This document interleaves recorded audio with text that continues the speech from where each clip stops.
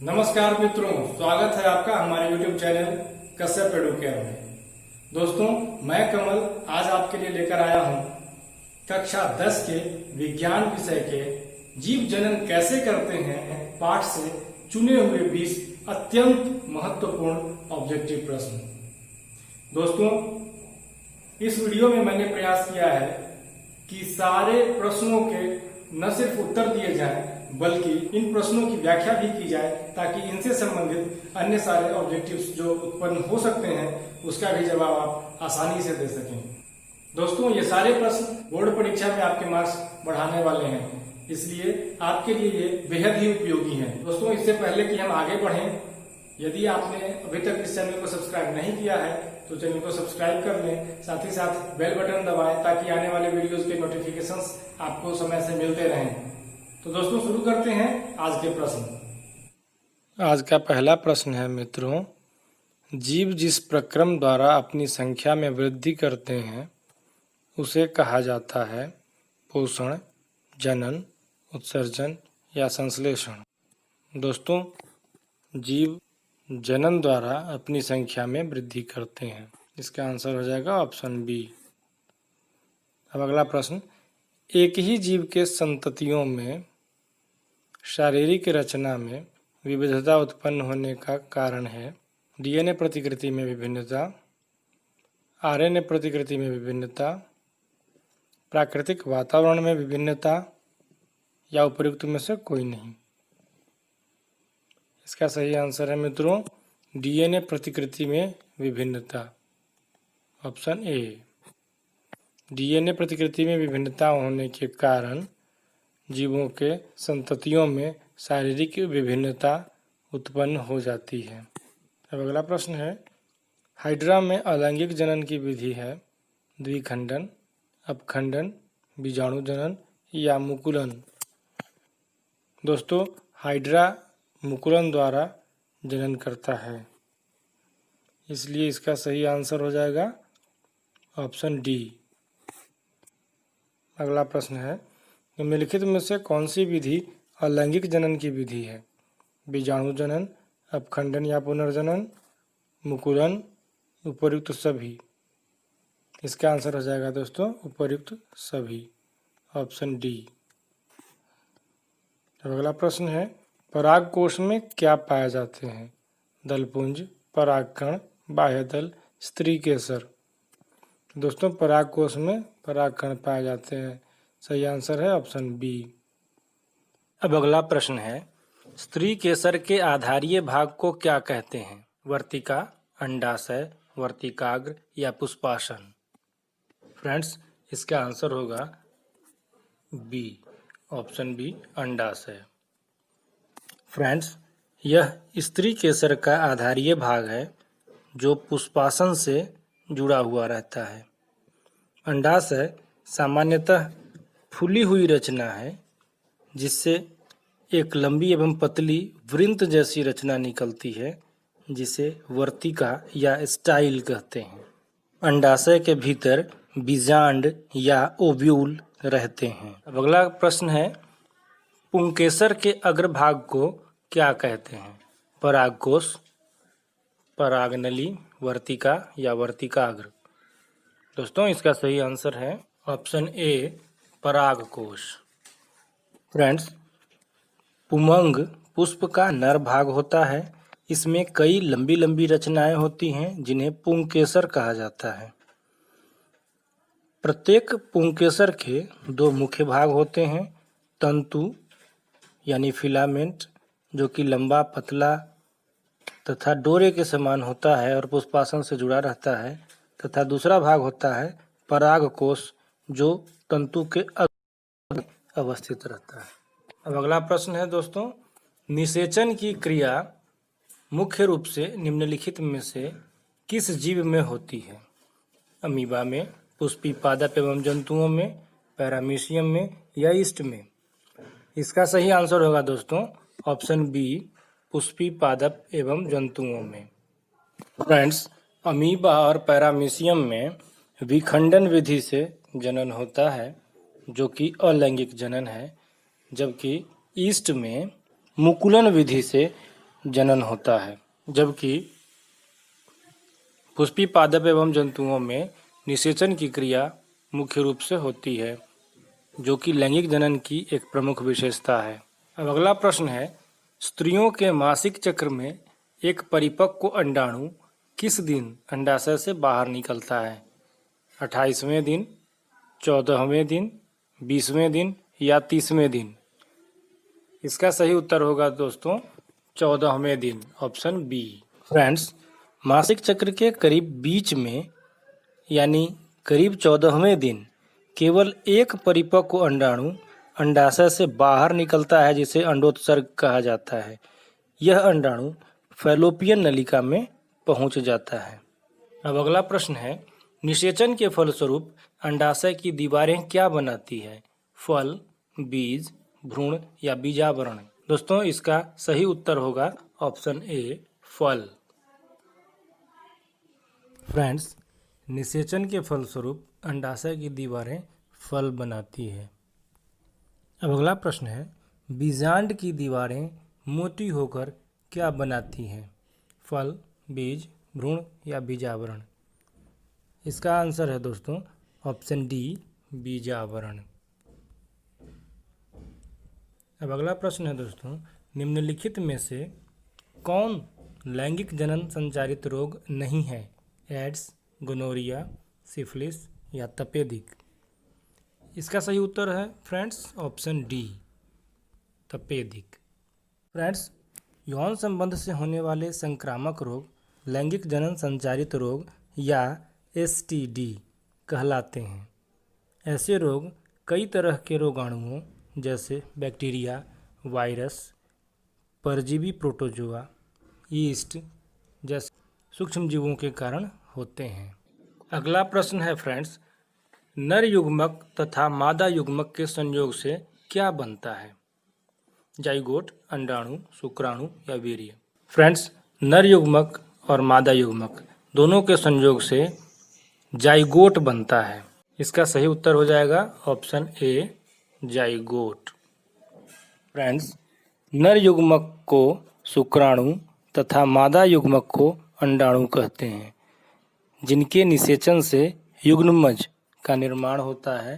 युग्मज को ही अंग्रेजी में जाइगोट भी कहते हैं। अगला प्रश्न है, मलेरिया परजीवी में जनन का मुख्य प्रकार है? द्विखंडन, बहुखंडन, मुकुलन या बीजाणु जनन? फ्रेंड्स, इसका आंसर है ऑप्शन बी, बहुखंडन। फ्रेंड्स, वैसा विभाजन जिसके द्वारा एक व्यष्टि खंडित होकर अनेक व्यष्टियों की उत्पत्ति करता है, उसे बहुखंडन या बहुविभाजन कहते हैं। विपरीत परिस्थितियों में कुछ एक कोशिकीय जीव जैसे अमीबा, प्लाज्मोडियम यानी मलेरिया परजीवी, निम्न कोटि के शैवाल आदि के चारों ओर एक कड़ी भित्ति का निर्माण होता है, जिसे पुटी या सिस्ट कहा जाता है। कोशिका के भीतर मौजूद केंद्रक बार बार विभाजित होकर संतति केंद्रों का निर्माण करता है।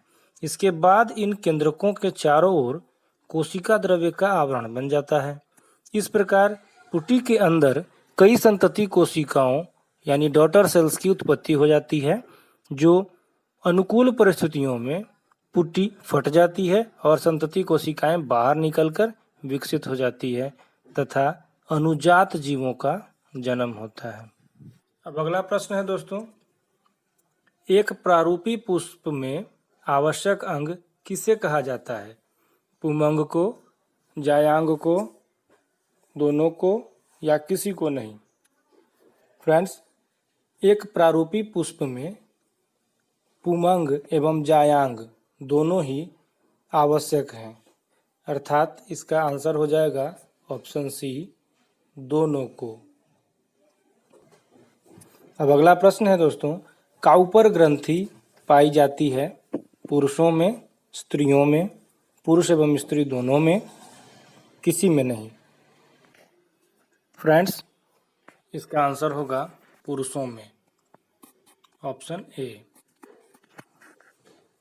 फ्रेंड्स, काउपर ग्रंथि पुरुषस्थ ग्रंथि के ठीक नीचे एक जोड़ी पाई जाती है। इन ग्रंथियों की नलिकाएं मूत्र मार्ग में खुलती है। यह ग्रंथि एक क्षारीय द्रव स्रावित करती है जो मूत्र मार्ग की दीवार को मूत्र के द्वारा उत्पन्न खुजलाहट और जलन से बचाता है। मैथुन के दौरान यह द्रव मादा की योनि की अम्लीयता को नष्ट करता है तथा शुक्राणुओं को सुरक्षित रखने में सहयोग करता है। फ्रेंड्स, अब अगला प्रश्न है, जनन की उस विधि को जिसमें दो भिन्न लिंग अर्थात नर और मादा भाग लेते हैं कहा जाता है? कायिक प्रवर्धन, बीजाणु जनन, लैंगिक जनन या अलैंगिक जनन? फ्रेंड्स, इसका सही उत्तर हो जाएगा ऑप्शन सी, लैंगिक जनन। फ्रेंड्स, कायिक प्रवर्धन जनन की वह प्रक्रिया है जिसमें पादप शरीर का कोई कायिक या वर्धी भाग जैसे जड़, तना, पत्ती आदि उससे विलग और परिवर्धित होकर नए पौधे का निर्माण करता है। बीजाणु जनन अलैंगिक जनन का एक प्रकार है। फ्रेंड्स, अलैंगिक जनन में सिर्फ एक व्यष्टि की आवश्यकता होती है। इसमें एक ही व्यष्टि भाग लेता है। इसमें कोई युग्मक अर्थात शुक्राणु और अंडाणु कोई भाग नहीं लेते। इस प्रकार के जनन में समसूत्री विभाजन या असमसूत्री विभाजन होता है। अलैंगिक जनन के बाद जो संतानें उत्पन्न होती हैं वे अनुवांशिक गुणों में ठीक अपने जनकों के समान होती है। अगला प्रश्न है फ्रेंड्स, क्लोन का निर्माण इस विधि से होता है? मुकुलन, उत्तक संवर्धन, पुनर्जनन या बीजाणु जनन? फ्रेंड्स, इसका सही उत्तर होगा ऑप्शन बी, उत्तक संवर्धन। फ्रेंड्स, उत्तक संवर्धन कृत्रिम कायिक प्रवर्धन है। इसमें स्वच्छ एवं वांछित पौधे से उत्तक का एक छोटा टुकड़ा काटकर ले लिया जाता है जिसे किसी बर्तन में रखे पोषक पदार्थ के घोल में रखा जाता है। उपयुक्त तापमान, आर्द्रता एवं अन्य अनुकूल स्थितियों में उत्तक का यह टुकड़ा एक असंगठित पिंड बन जाता है जिसे कैलस कहा जाता है। यह कैलस बाद में भावी विभाजन के लिए इस्तेमाल किया जाता है। इस विधि से तैयार किए गए पौधे को क्लोन कहते हैं। यह विधि कायिक जनन का एक आधुनिक तरीका है। मुकुलन एक प्रकार का अलैंगिक जनन है जो जनक के शरीर के धरातल से कलिका फूटने या प्रवर्ध निकलने के फलस्वरूप संपन्न होता है। पुनर्जनन या अपखंडन में जीवों का शरीर किसी कारण से, चाहे वो प्राकृतिक हो या कृत्रिम हो, दो या अधिक टुकड़ों में खंडित हो जाता है तथा प्रत्येक खंड अपने खोए हुए भागों का विकास कर पूर्ण विकसित नए जीव के रूप में परिवर्तित हो जाता है। जबकि बीजाणु जनन में बीजाणु द्वारा नए पादप या अन्य कोशिकाएं अंकुरित होती हैं।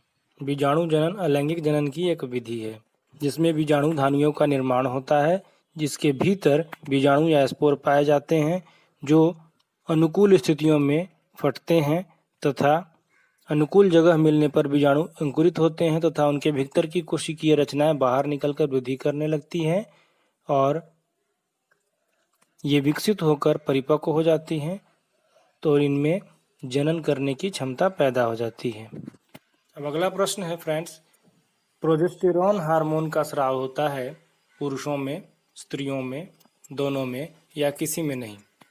इसका सही उत्तर है स्त्रियों में, ऑप्शन बी। फ्रेंड्स, प्रोजेस्टेरॉन नामक हार्मोन कार्पस ल्यूटियम नामक एक अंतःस्रावी ग्रंथि से उत्पन्न होता है जो महिलाओं में पाया जाता है। अब अगला प्रश्न है फ्रेंड्स, अंडाणु का निषेचन कहाँ होता है? योनि में, गर्भाशय में, फैलोपियन नलिका में, उपर्युक्त में से कोई नहीं? फ्रेंड्स, अंडाणु का निषेचन फैलोपियन नलिका में होता है। इसका आंसर हो जाएगा ऑप्शन सी। फ्रेंड्स, फैलोपियन नलिका एक जोड़ी चौड़ी नलिकाएं हैं जो अंडाशय के ऊपरी भाग से शुरू होकर नीचे की ओर जाती है और अंत में गर्भाशय से जुड़ जाती है। प्रत्येक फैलोपियन नलिका का शीर्ष भाग एक चौड़े कीप के समान होता है जो अंडाणुओं को फैलोपियन नलिका में प्रवेश करने में सहायता करते हैं। फैलोपियन नलिका की दीवार मांसल एवं संकुचनशील होती है। फ्रेंड्स, संभोग के समय वीर्य में स्थित क्रियाशील शुक्राणु पूंछ की गति की सहायता से गर्भाशय तथा आगे फैलोपियन नलिकाओं के अगले भाग में पहुंच जाते हैं, जहां मादा युग्मक अंडाणु से मिलकर इनका निषेचन होता है। दोस्तों, कैसा लगा यह वीडियो? उम्मीद है आपको यह वीडियो पसंद आया होगा। उम्मीद ही नहीं, मुझे पूरा विश्वास है कि आपको यह वीडियो पसंद आया होगा। यदि वीडियो पसंद आया हो तो लाइक करें, शेयर करें, साथ ही साथ कमेंट बॉक्स में अपने सजेशंस या फीडबैक जरूर दें ताकि इसे और से और बेहतर बनाया जाए। दोस्तों, मिलते हैं अगले वीडियो में, तब तक के लिए नमस्कार।